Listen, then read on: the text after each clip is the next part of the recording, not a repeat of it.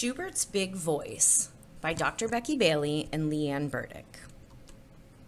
It's the first day of school in Bug Valley. Shubert is so excited that while getting dressed, he sings, "Hooray, hooray, it's a wonderful day." Shubert's sister, Sophie, hears him singing and shouts out, "I know a secret." Shubert, being a lightning bug, gets so excited that his body lights up with a golden glow. "What? What's the secret?" he asks. Sophie looks around to see if anyone is around and then quietly whispers to Shubert, "There's a new teacher at school who does magic. She's a beautiful butterfly named Mrs. Bookbinder. My friend told me Mrs. Bookbinder can make rainbows appear." Shubert isn't sure if he believes his new teacher can make rainbows appear. He is sure that he's excited, so he continues to sing his song. "Hooray, hooray, it's a wonderful day. Hooray, hooray, I'm on my way." While singing, Shubert has a brilliant idea. "I'll take Mrs. Bookbinder an apple. It will be a gift to help her feel welcome in Bug Valley." Shubert carefully packs his apple into his backpack so it won't get squished, squashed, smashed, or splattered. Off he goes to school. When Shubert reaches the door of his classroom, he gently pulls out the apple to admire his gift. It's the shiniest, biggest, reddest, juiciest apple Shubert has ever seen. He safely places the apple back in his bag. But just then, Benny pushes his way through the door, trampling over Shubert. Bam! Shubert hits the floor. Slam! His backpack falls open. Thump! Out rolls the apple. "Ow!" yells Shubert as he watches the apple bounce across the room. Thump, thump, thump, thump. It stops at Benny's feet. "Look, an apple. Yum! I'm so hungry," Benny says with delight. "Hey, that's mine," shouts Shubert from the floor. Benny just laughs and puts the apple in his pocket. When Shubert sees Benny take his apple, he feels his face get hot. His insides quiver. He can hear his heart beating. He feels mad, really mad. Benny has taken his apple, and Shubert doesn't know what to do about it. Suddenly, Shubert feels a soft breeze blow across his face as a beautiful butterfly appears. "Greetings, my friend. My name is Mrs. Bookbinder." Shubert looks up at his new teacher. She looks like an 8-foot-tall angel. Mrs. Bookbinder says in a soothing voice, "Your arms are folded like this, and your forehead is wrinkled just like this." Shubert feels understood, and his body begins to relax. "You seem mad.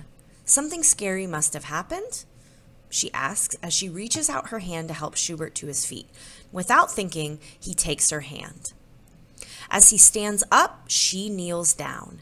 Eye to eye, Shubert feels a sense of comfort and safety as he shares his story. "I brought you an apple. It was the shiniest, biggest, reddest, juiciest apple ever. Benny knocked me down and he took it." Mrs. Bookbinder instantly understands. Shubert feels mad because Benny pushed him down and took his apple. Shubert didn't know the words to use to express himself to Benny to get his apple back. "Did you like it when he pushed you?" Mrs. Bookbinder asks. "No way. It hurt. Then I dropped everything," Shubert snaps. In a slow, firm voice, Mrs. Bookbinder guides Shubert. "Then go tell Benny, I don't like it when you push me. Give me back my apple." Let's say it now for practice. "Me? Tell Benny?" Shubert's eyebrows rise up and his eyes open wide. His knees tremble as he swallows 2 big gulps in his throat. Then he whispers in a little tiny voice, "I don't like it when you push me." Mrs. Bookbinder senses that Shubert's feeling scared, so she takes his hand. "Shubert, let's find your big voice. Make your voice match mine." "I don't like it when you push me. Give me back my apple."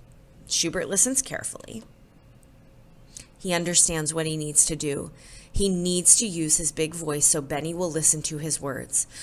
He collects all his courage by taking a deep breath, and then he firmly says, I don't like it when you push me. Give me back my apple. Mrs. Bookbinder nods.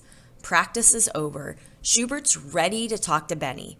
Shubert, with his heart beating fast, walks towards Benny. Standing straight and tall in front of Benny, Shubert says in his big voice, I don't like it when you push me. Give me back my apple. Everything gets quiet in the classroom. Benny stares at Shubert. Shubert stares at Benny. Mrs. Bookbinder watches them both. Then Benny reaches in his pocket. You mean this apple? He questions. Yes, that apple, says Shubert, looking directly into Benny's eyes. Okay, here you go. And Benny hands the apple to Shubert. Shubert is shocked and he's excited. His whole lightning bug body lights up with joy. Wow, my words have power. My words have power. And he jumps for joy. Then, like magic, he sees a rainbow appear out the window. You really are magic, he says to Mrs. Bookbinder with amazement. He proudly hands her the shiniest, biggest, reddest, and juiciest apple ever. Shubert, we're all magic, Mrs. Bookbinder says. We just need to believe in ourselves and in each other. I do believe, Shubert says. I do believe. Shubert feels elated and he continues to sing his song.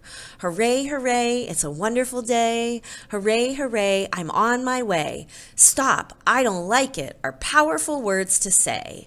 It's magic I can use every day. The class joins in and they all sing Shubert's song together.